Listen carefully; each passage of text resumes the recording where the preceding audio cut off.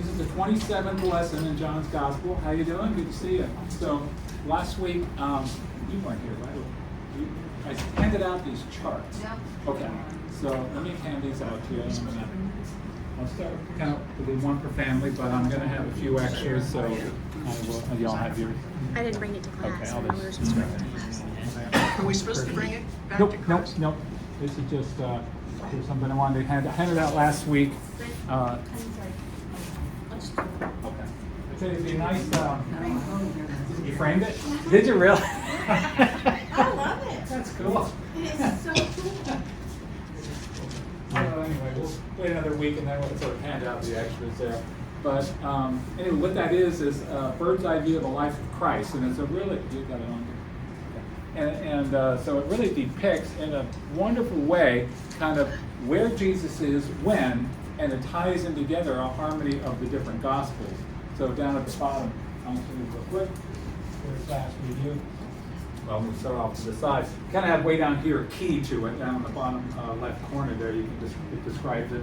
But essentially what happens is he's got the territory of Israel that he's going to be working in. And there are different segments, different areas are different colors. And so the bands across that correspond to what area he's in, according to the Gospels, as best they determine. So if he's traveling through, then you may just see a straight line or something like that. But what you're seeing is there's a circuitous kind of path going up and down here in the deep red. And what that does is it tries to tell you where he is within those different bands. And along the path, you'll see little dots that with a number on them, and they tie into this event area down here in this section, so you can correspond to what's going on at that time. Now, and then the middle band here with all these different core colors here is the harmony of the Gospels, and what it's trying to depict there is to tell you that which Gospel is talking about where he is at that time. So you'll see, for instance, a large segment of the book of John in this area here it's yellow, but the other Gospels don't really talk about that. That's when he's at the temple, throwing out the money changers, and then he's going from there into the wilderness, sort of with John the Baptist and doing the baptizing and so forth. So, but as you go up, when he heads back up to Galilee, of course he's got to go through Samaria. We studied that a couple weeks ago about the Samaritan woman. So he transfers us through there, and then you see all this sort of wandering around in the area of Galilee up here, and then he's going to make his way back down for the final Passion Week down here. So the scale along the x-axis is a time, but it's not a linear scale. So you'll see it first as just his birth, and then up to 12 years there when he finally goes to the temple the first time and so forth. And then it goes to more of a monthly type of time scale. And then eventually it's going to come over here. The Passion Week is just 1 week worth of events, but it focuses on that detail. So I find it really just kind of a neat way to just sort of look at it and say, where was he when? And then these green bands here are supposed to be the feasts, like the Passover feast. So they kind of key in, and that's really one of the main ways in which you date the timing of these things. Although there's still some discrepancy about which Passover is it and so forth. So it's never quite with 100% certainty that we know all things, but it's a really nice way of just sort of gathering at least a rough idea. It may not be 100% accurate. It may be wrong in a few places, but I think overall it's largely correct. And then there's a little inset up here to show the sort of map of Jerusalem at the time of Christ, and show you the temple where it is, and keys in like the pool of Bethesda and things like that we've been talking about.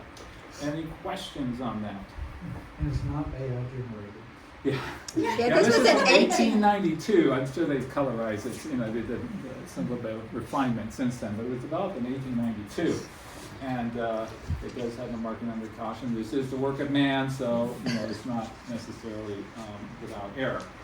All right, I went ahead and I'm going to try it. Okay, I sent to Office Depot online. I said, give me 10 copies and laminate them. I'm making them into placemats. So I'm just kind of curious, like $5 a piece kind of a thing. So I'm just curious, it would be a neat tool to use for your kids and all, for eating and say, okay, what was Jesus doing this? Kind of a neat idea there. I think. Very good. You can frame it, of course. But anyway, so we'll have a few more. Next week I'll pass out any others you guys want to use. All right, no questions on that. Let's get to our study. And last week we looked at John 5, verses 1 to 10. And this is where sign number 3. Okay, remember there are how many signs in the book of John? Just 7. You know, they're basically miracles, but they're a special event that is tied to them, special information, kind of a detail that Jesus wants to tell us about, that wants to be conveyed, some information that's very important. So this is sign number 3. What was sign number 1? Water to wine. Water to wine in Cana, right? What number 2 was? The official son, or the official. Nobleman's son, the official son, right? This is number 3, which is the healing of the invalid. Okay, we call the invalid or the crippled or whatever, lame person, whatever. So we wanted to know the items of note that we looked at. It's unusual. Because John starts it in verse 1 of chapter 5. He doesn't name the feast. He just says there was a feast of the Jews. So this is where you sort of, is this a Passover feast or not? It's kind of debatable. He doesn't name it. Usually he tends to name the feasts and all, so it's interesting. It's an unnamed feast. We seem to note that each feast Jesus kind of attends, a Passover feast. So it could imply it's not the Passover feast. We're not going to be concerned about that so much.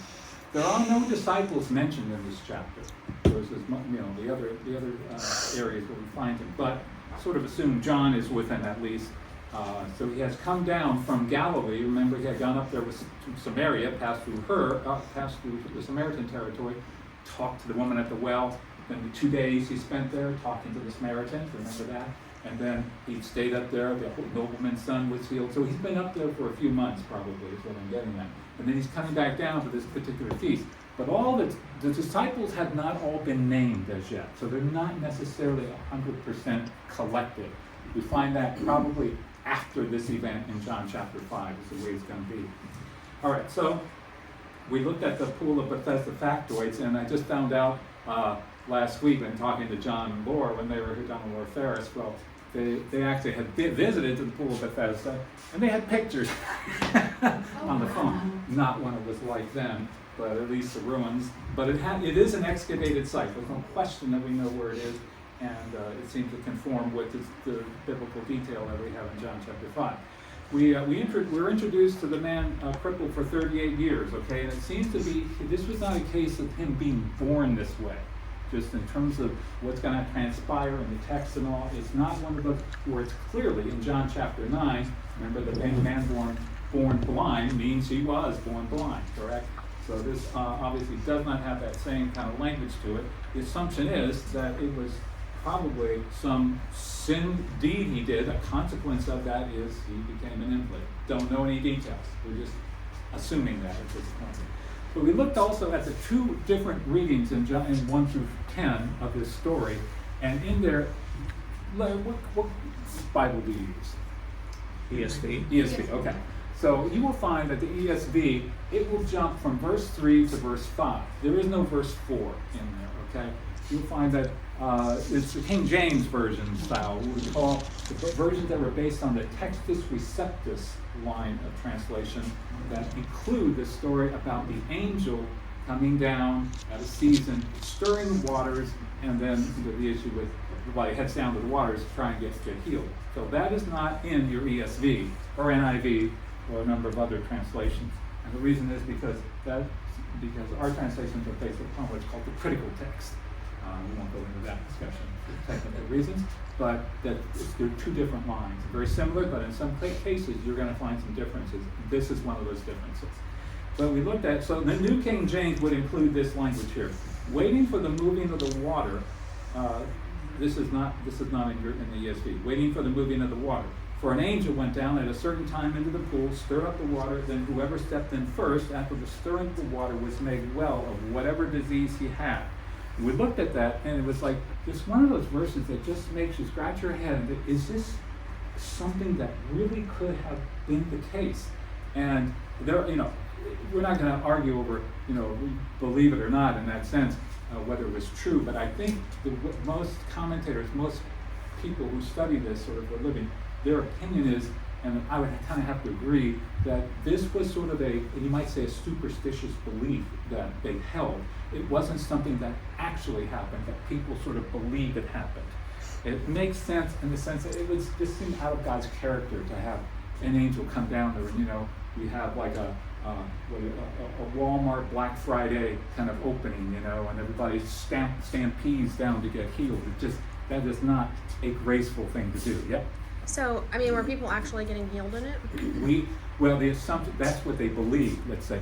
We don't have any information. There's no extant, you know, outside of the Bible, outside of anywhere else within the Bible that talks about this, that would give us proof or give us a better confirmation that this is actually the case. Was it a pagan pool? Or is it a pagan pool? No, I No. mean, it was in Jerusalem. Yeah, there's no question about it. So, you know, but still, people can just grab hold of things that are, you know, just anything to make you feel like you can get healed. You know, you'll believe it. It doesn't necessarily mean that there wasn't some maybe healing mineral aspects to the spring that occurred seasonally, but you wouldn't think it'd just be the first person only that would get healed, so to speak. But maybe it was just, you know, therapeutic sort of benefit. But the fact that only one person got it, it just doesn't make a lot of sense the way that God would sort of extend His grace to healing to say, okay, we're going to have a contest here, you know, and blow the whistle and everybody line up. Especially when you got an invalid, you can't even get down there, you know, how fair is that? So it just seems to be out of character. Believe it if you wish. I have heartburn with it in the sense that to extend it that it really was genuine and true. But however God wants to do it, I accept it. But there is some doubt as to the authentic, you know, actual truth about it. So, anyway, so it's looked at as more of a superstitious belief that the people had, and then we looked at Jesus asking the man if he wanted to be healed, you know, because there are some instances. Remember, Jesus didn't really ask the person if they wanted to be healed. He just healed them right then and there. But look at the blind guy there, or if you were dead, right? That was sort of against your will in one sense, or the demon possessed. The man with the withered hand, the man with dropsy. Remember Malchus in his ear getting cut off by Peter? He didn't have, hey, your ear's there. You want me to heal? You know, he just without his permission, so to speak. So there are cases where Jesus did not ask for somebody to heal him. And then briefly, we compare John 5, the invalid healing, with John 9, the man born blind. We're going to revisit that again in a bit. We talked about it was an instantaneous and complete healing of the man, the invalid. And we noted instances where Jesus honored a person's faith with healing. So sometimes you would find stories where instance, you know, daughter, your faith has made you well. There was some aspect of an act that a person did that Jesus honored their faith and healed them the way that they wanted. Sometimes he didn't, sometimes he did. And Leon Morris commented on that. Faith sometimes is a prerequisite for healing, but it was not absolutely necessary. Jesus is not limited by human frailty as he works the works of God. Okay, so just to kind of conclude our discussion of that. Now, the purpose of this sign number 3, there are basically 3 things that we're going to be looking at. One is the dispute over the Old Testament Sabbath regulations, the witness of his, it's Jesus' relationship to God the Father, and the Christological ramifications of that. Then they also illustrate and anticipate his powerful voice that you're going to see later on in John chapter 5. But we all continue to review. We talked about the Jews' reaction to the invalid's healing. You remember that? Because what were they frustrated about? That he healed him on the Sabbath. Or that he picked up his pallet. Yeah, It's like, you're not supposed to They do that. were. all Yeah. interested in the fact that he was healed. It was all about, why are you taking your mat up? It's illegal for you to do that. Didn't even want to talk about that. Reviewed a number of Old Testament passages that looked at the seriousness or the sanctity of the Sabbath day, why they thought that way, about the issue of work, because you're not supposed to do any work on the Sabbath. The question is, what is work? How do you define that, right? And then the rules sounded. The rules, the Pharisees thought they were pretty clear, and so they thought, you know, hey, we're doing this guy a favor, you know, we're keeping him from being killed by God, working on the Sabbath. But anyway, we explained the background of the multitude of Sabbath rules birthed from the exile. Remember, they came out of exile, and the idea was God cursed us because we did not obey his law. We are going to keep it, and part of that thing is the Sabbath is a mainstay of that obedience, and so they made up everything they could to involve it. They would never again mess up. Well, they ended up totally misunderstanding the intent of it, the spirit versus the letter. So, today's lesson, we're going to look at the importance of John 5, John 5. And it is one of the most important chapters in the Bible. They're all important, ultimately. But I think this one's distinctive in a few different ways. Certainly, it is one of the deepest theological chapters in the Scriptures. If you read it through, it's very intimate. You get this unity of the Father and the Son as part of the discussion here. It contains the gospel in a clear and succinct form, and it contrasts Jesus' positive fulfillment of the Spirit with the spirit of versus the spirit of fulfilling the law versus the negative obedience of the letter. He's going to recapture statements that reference the prologue, verses 1 through 18 of John chapter 1. Okay, so what I'd like to do is look at our verses for today. It's going to be a long one, okay? You ready, Nolan? So 5, you can say that 9b is now was the Sabbath, okay? So start with 10 to 18. Now the day was the Sabbath. So the Jews said to the man who had been healed, "It is the Sabbath, and it is not lawful for you to take up your bed." But he answered them, "The man who healed me, the man who said to me, 'Take up your bed and walk.'" They asked him, "Who is the man who said to you, 'Take up your bed and walk'?" Now the man who had been healed did not know who it was, for Jesus had withdrawn, as there was a crowd in the place. Afterward Jesus found him in the temple and said to him, "See, you are well. Sin no more, that nothing worse may happen to you." The man went away and told the Jews that it was Jesus who had healed him. And this was why the Jews were persecuting Jesus, because he was doing these things on the Sabbath. But Jesus answered them, "My Father is working until now, and I am working." Okay. This was why the Jews were seeking all the more to kill him, because not only was he breaking the Sabbath, but he was even calling God his own Father, making himself equal with God. Right, thank you. So we looked at basically, so you started with verse 10, but he answered them, "The man who healed me, that man said to me, 'Take up your bed and walk.' Then they asked him, 'Who is the man who said to you, 'Take up your bed and walk'?" Now the man who had been healed didn't know who it was. Jesus had withdrawn himself. Okay. So the invalid, what is he doing? He's kind of deflecting attention from himself, and he's steering it to Jesus. I mean, he's answering the question, but he doesn't want to take any responsibility for it, you might say. He wants to make sure, hey, I'm not responsible for this, okay? So why would he think that? Why would he do that? So he wouldn't get in trouble. Yeah, he wouldn't get in trouble, right? Because he feared the authorities, basically. And your life is involved. I mean, you can imagine, he hadn't been to the temple. I computed it was 38 years. Let's say it was a daily visit to the temple you could do. That's 13,000 visits that he missed, you might say. That's a lot of time that he's been away from the God's light, the center of the community there. So you can sort of imagine that would have been important to him to have done that. And these guys, they basically run the temple area. So he didn't want to lose that privilege. So, but it says, notice again, we talked about this just a few minutes ago. The man initiates it with the man who healed me. He said to do this. And they just said, "Who told you to pick up the mat and walk?" That's all we're interested in, right? I mean, you can imagine, they knew this guy. They would have had to have known. For 38 years, he's been at this spot, basically, or trying to get assistance in the most, he's been lame, hasn't been able to walk, and so he's had a miserable life. And they do not pick up the understanding, the magnificence of, he's just been healed. There's something really radical and wonderful here. It So, doesn't seem like picking up your mat would be work. It's like putting on your shoes.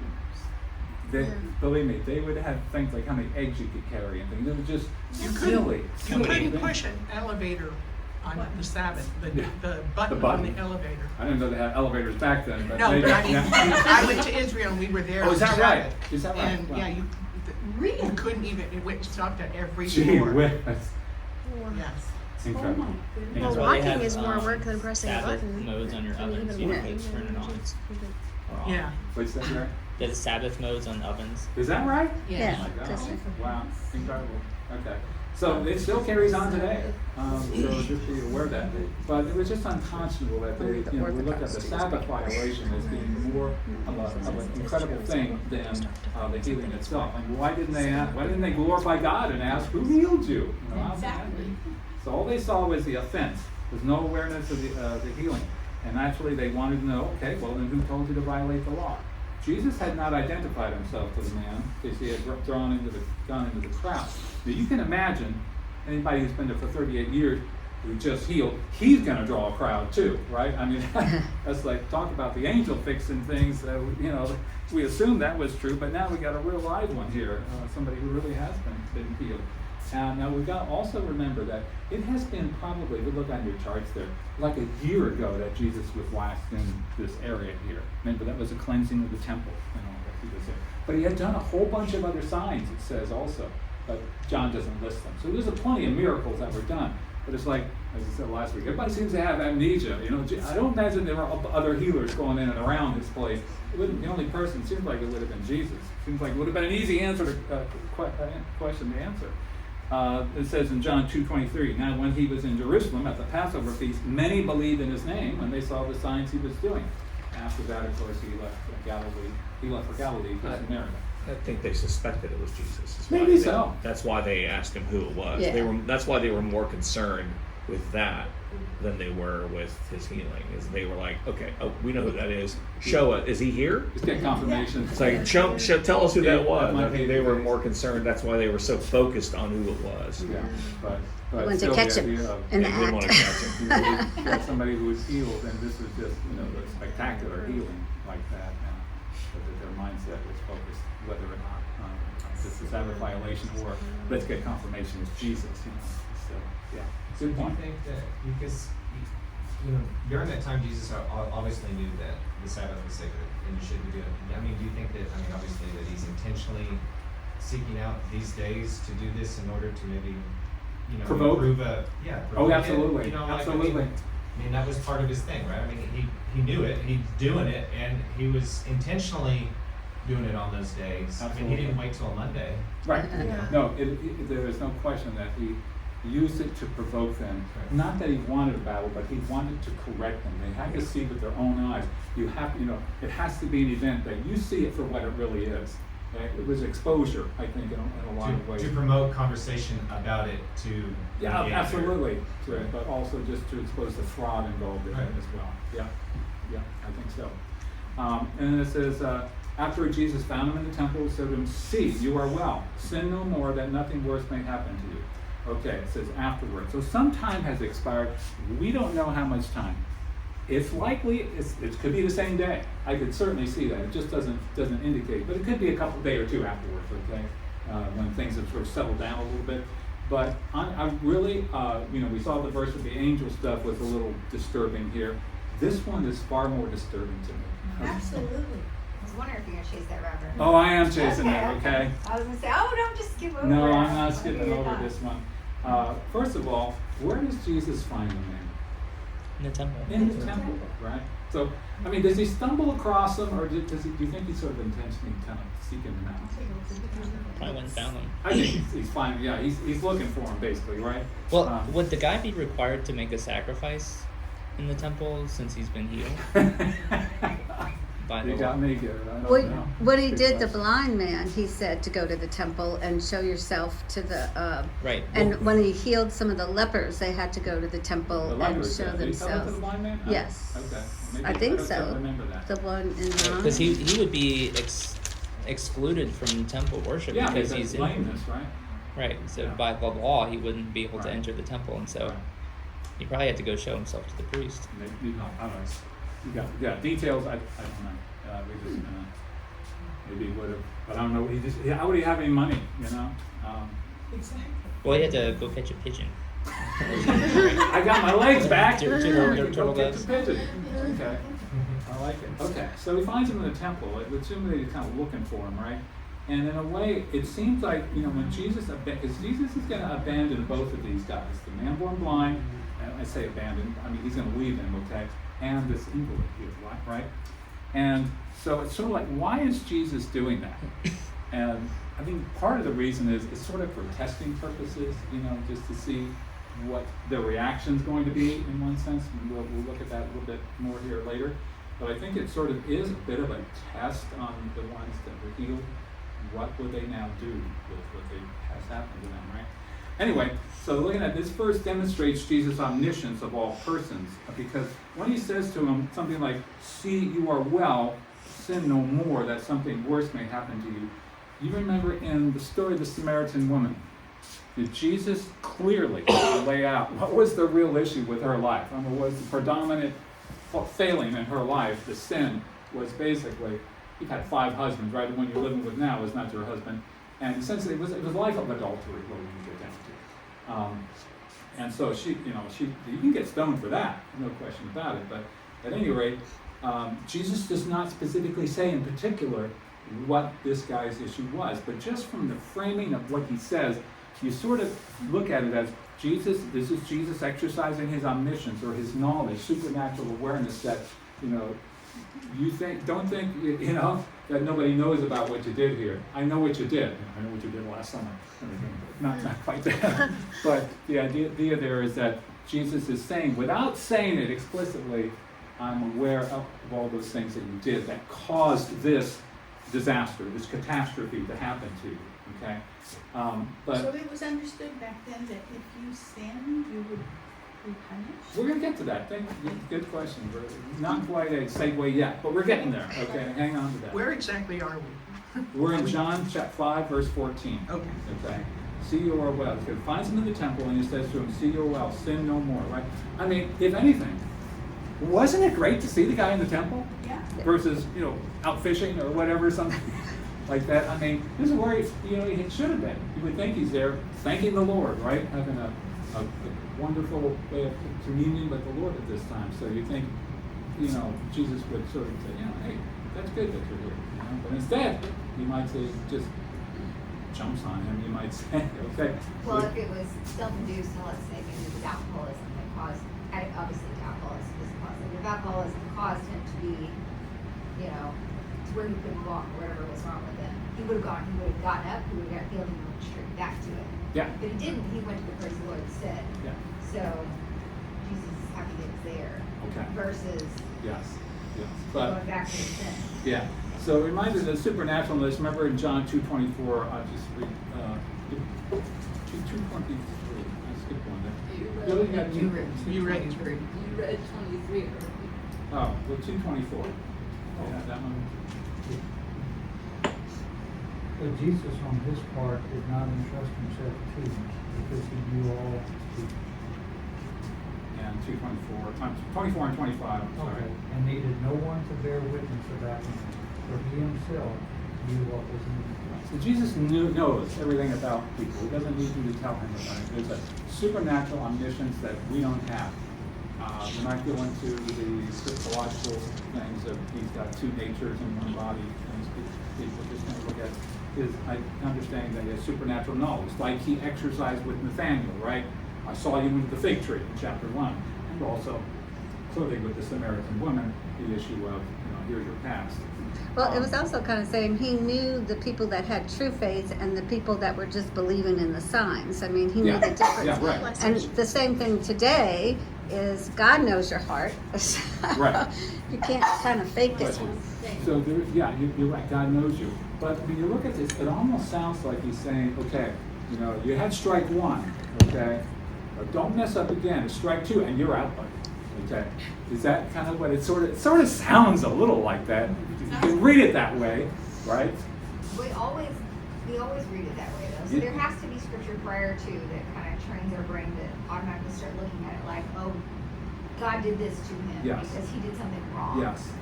So what is it before that makes us? Because when you just said it the opposite way, you're like, well, that probably is true. It's probably self-inflicted, and he's saying, you did this to yourself. I filled you with mercy, so now you're mine. But if you do it again, I'm going to allow it to happen to you again. Right. That's not It sounds threatening, correct? I mean, that's essentially when you first read it, just on the surface, it sort of sounds kind of threatening.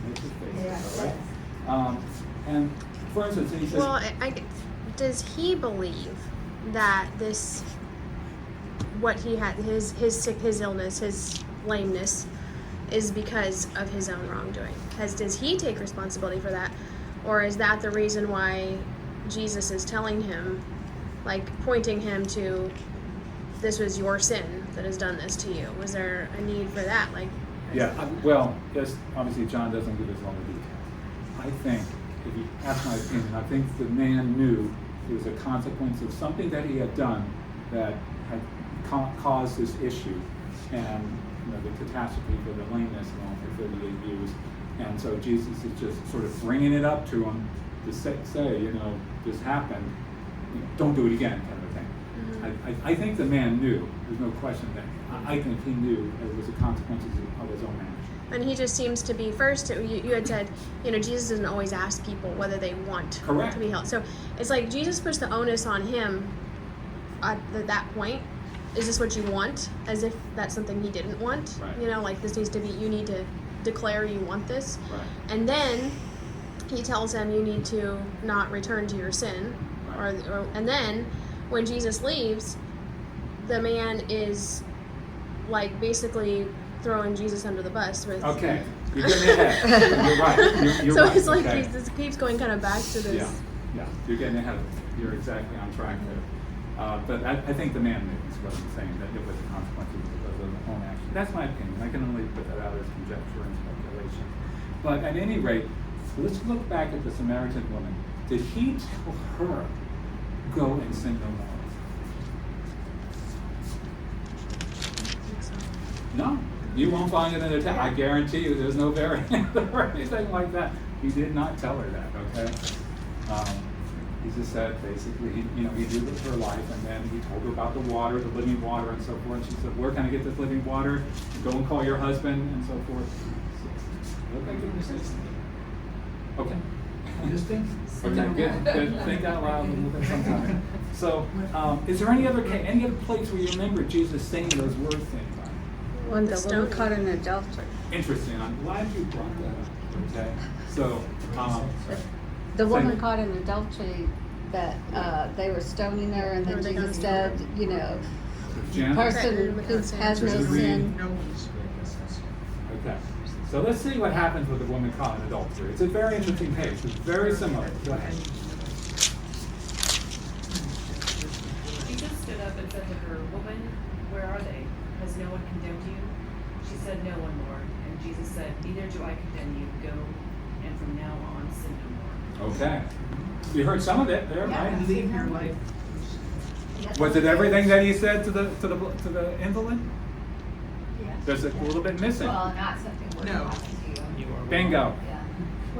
There's no threat. There's no implied threat, okay, so to speak. He just said, go and sin no more, right? He didn't say, there's something else. I'm just going to let him carry it out, okay? Nothing like that, right? It's clearly. Some people need a little hard push than others. Yeah, okay, but it's different, okay? It's close, but it's different. He sort of rescued her, but he didn't command, basically, that he didn't threaten her with severe punishment if she continued with it. So we looked at the Samaritan woman. He didn't say that to her and He's threatened her. softer on the women than he is on the men. I'm just saying, you know, like a little sexism here, Okay, you know? I would hope not, but, so far we only have two cases. Is it part of it though that she was being rescued from what he considered to be a punishment under the law? Yeah, it was kangaroo So court too, right? yeah, exactly. It was different than the man who had sinned and had fallen lame because of whatever he had done, and he knew theoretically that what he'd done had caused this situation. But in her case, while her sin did bring her into that situation, it was a kangaroo court, and Jesus' entry into it was more just than what they were doing. Absolutely, but it was her choice. I mean, ultimately, it's Yeah. two choices in there, right? The man and the woman.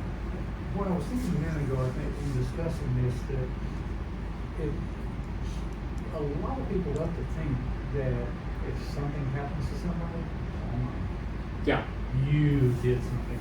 And of course, that's not always. not always the case, right? Exactly right. You And get in fact, back it to may what be something you Cheryl- didn't do, that God wants you to do, or We're going to talk about that in a little bit here. Hang on, both you and Cheryl are hot to trot on that. All right, so we're not told the details of the man's sin. Samaritan woman, I think it's fairly clear with her, right?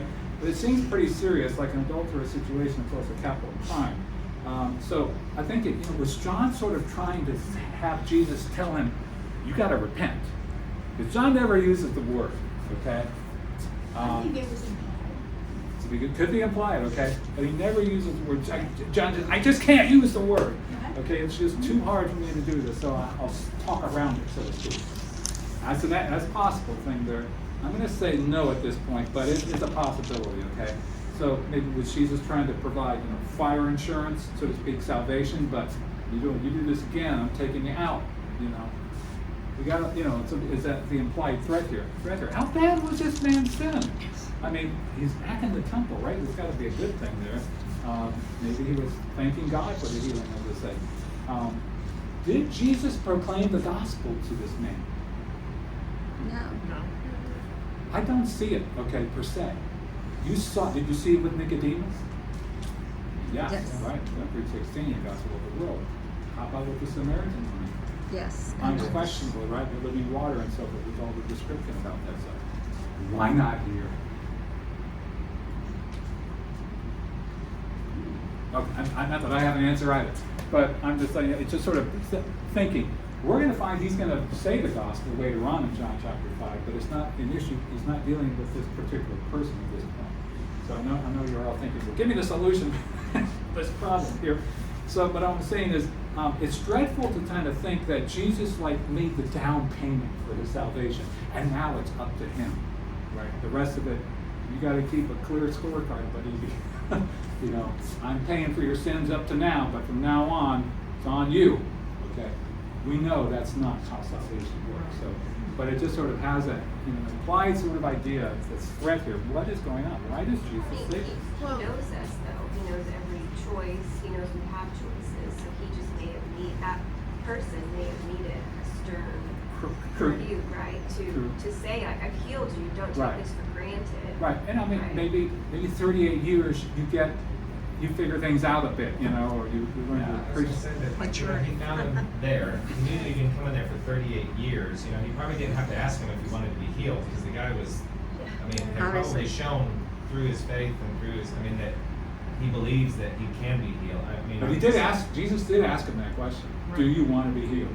He asked him explicitly. But he was But not there because he at the didn't know the pool, so he answer. wanted to be healed. Yeah. Right. The very fact, right. He basically says, I can't get down to the water first, right? Somebody else gets in there before me, so it's hopeless. Well, I think it was kind of a lack of faith on his part, because, to other people, Jesus asked, they were like begging Jesus to heal them. So it was like this implied idea that they knew Jesus had the power, but when Jesus asks this guy, he's like, nobody's here to help me. Right. But he didn't know who Jesus was. He didn't know, because he said, Would he have not known about I don't know. the rumors going around? It seems to be clear when they asked him, who healed you? I don't know. The guy just appeared in the crowd. I don't know. The guys were coming to Jesus to get healed, right? And Jesus came to this guy. Right. But he's not talking about, do you want to be healed from your lameness? He's saying, do you want to be healed from your sin? Like, do you want to stop doing Well, wait a sin? minute. Oh, sorry. We can't say that. I think, Lindsay, that it really is talking about formally on the surface. Do you want to be healed from your lameness? And I think the issue with the immaterial part, we're going to get to. Okay. But on the surface, I think it's really just kind of a group. Do you want to get well in terms of the physical healing? Because that's what Jesus says. Look, you're well. Well, and also, you're saying here that Jesus is basically telling him, giving him this threat, like, well, last chance, like, this is your one chance. I've done all this. Now you got it, which isn't in line with Scripture for us to take it in that way. Well, that's true, but just because he says that nothing worse may happen to you, sin no more, so that nothing worse may happen to you, that's not saying he's going that the salvation works, that you have to work your way to heaven. Because he's really saying a truth. That would be the same for all of us. We're not saved by works, but we're commanded to do good works. Right. And we are commanded to sin no more. Well, we will sin because we're human. Yes. But then there's forgiveness. Right. And so, I don't think I really read this as he was going to lose. I don't know where his salvation is at this, because I really don't understand. We don't know if this man had true faith. That was for salvation purposes, but it could very well be that worse could happen to him in this life. Same with us. Our soul might be going to heaven, but that doesn't mean that we can't do things in this time here that could just totally. And I don't mess a lot of stuff up. When I look at that, superficial on the surface, you can interpret it a few different ways. But I think ultimately, when I'm just saying, that's a possibility as we look at it. Is Jesus? Could you interpret it as, I cleaned the slate for you. Now it's up to you. I don't think that's right. I think the way that it is looked at is, you know, you have just been given the gift of something that, because of something you did, don't repeat it. Don't go back to that life that caused this, or it's not going to be good for you. I think what we're seeing is an aspect of mercy. Yeah. And he wasn't, as in that process, he didn't preach the gospel to him. He was showing him mercy and reminding him that you did this to yourself. Don't do this anymore. Yeah. Because it's going to get worse if you do it again. Right. And then, of course, the whole point of all of this is not so much the healing, but the problem with the Sabbath and the Jews, because remember the blind man that was born blind, you know, whose sin was it? And it was like, this was so that God could show his glory. Again, this is so that Jesus can confront the Pharisees with their problem. Absolutely right. You're all there batting right on 8 cylinders. But he did choose this man for a reason, kind of like what Lindsay said. You know, he could have chosen anybody to heal. There was probably a lot of people there. He chose this man. And there was a deeper thing here than just, you know, let's just make you've already had a life 38 years like this. Let's just heal you, and that's as deep as it gets. Well, I don't think so. You're right on track. Yeah. Because it's hard. Yeah. Say again? He knows his heart. Oh, he knows his heart. Absolutely. He knows all men. He knows his heart, right?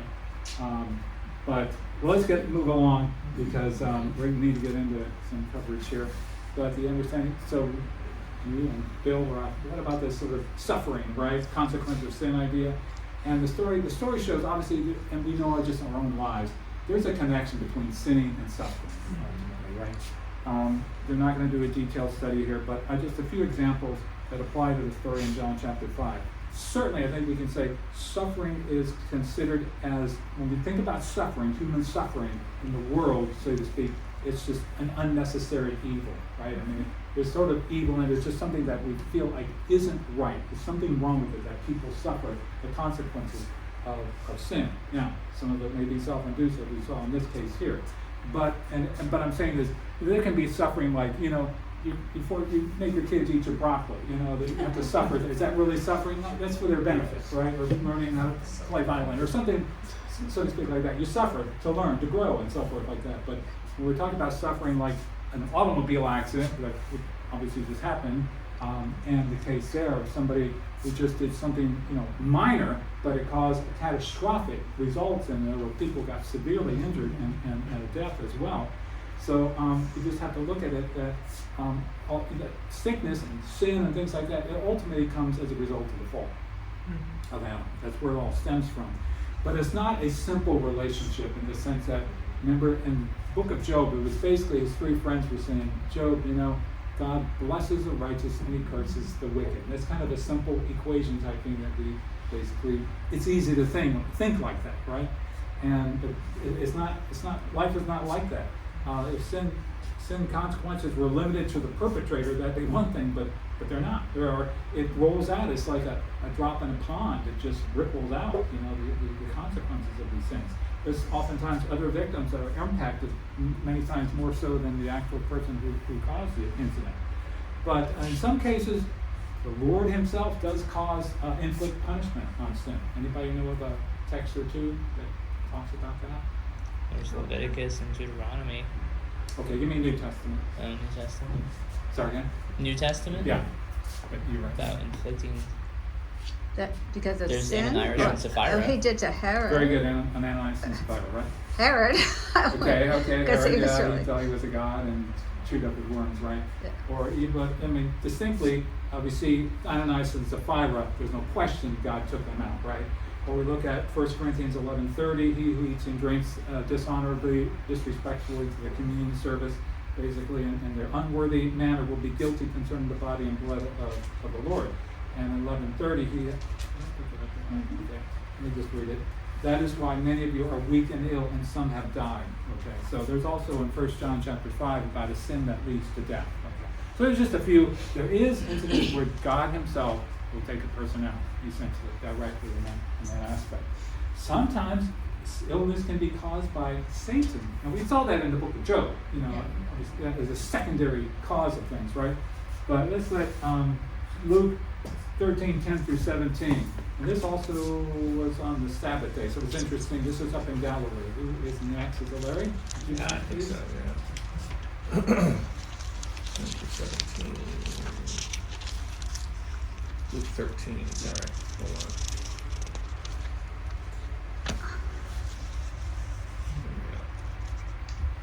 Now he was teaching in one of the synagogues on the Sabbath.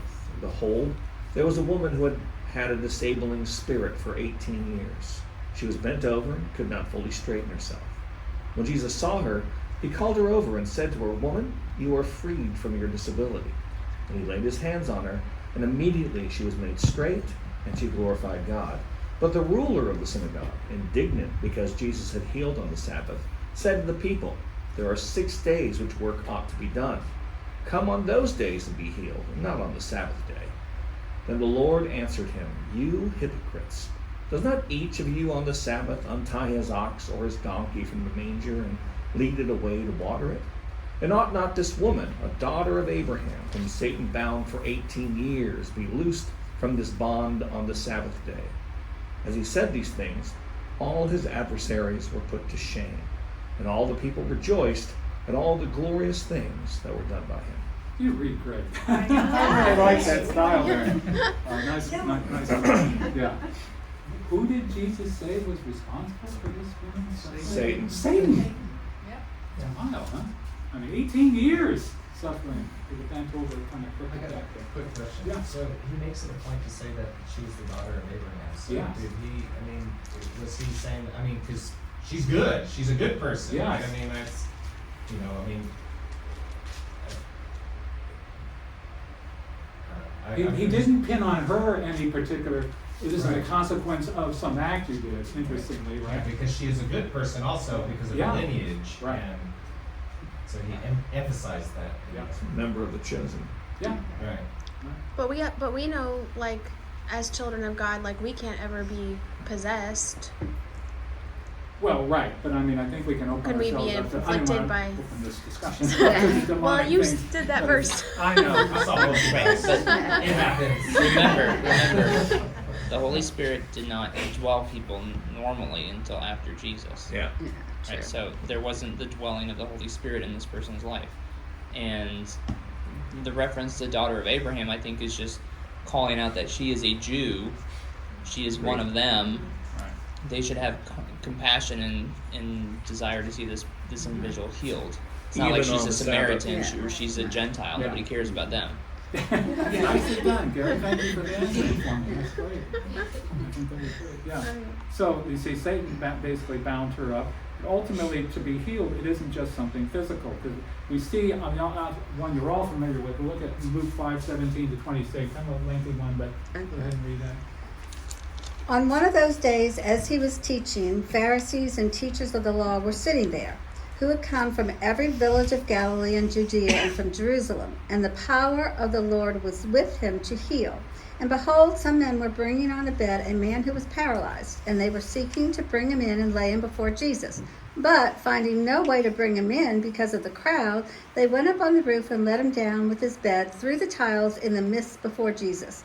And when he saw their faith, he said, Man, your sins are forgiven. And the scribes and the Pharisees began to question, saying, Who is this who speaks blasphemies? Who can forgive sins but God alone?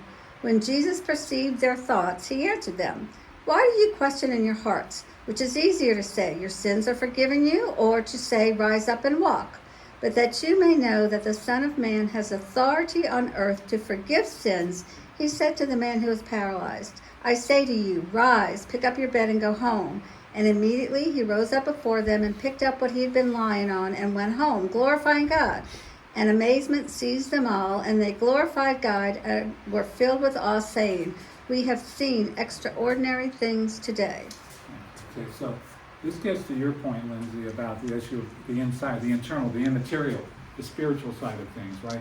Jesus doesn't just heal necessarily just for the sake of healing, but ultimately, when we look at this case here, Jesus is instructing that it's not, to be able to heal is one thing, but to be able to forgive sins, the healing that has to be done on the inside to reconcile a person to God himself is far more important ultimately.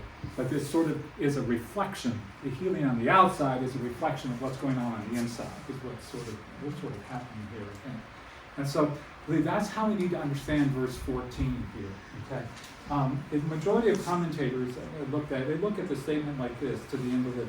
It's sort of like, hey, you were just healed from something that was the consequences of sinfulness for which you paid 38 years of your life. Now that you're fully restored health-wise, don't think all's well, God's blessing me, I paid my debt, I did the time for the crime, I can do as I please now. I've got a clean slate. Don't think like that. It's the warning was that his tragic life of 38 years as an invalid was no comparison to the doom of hell.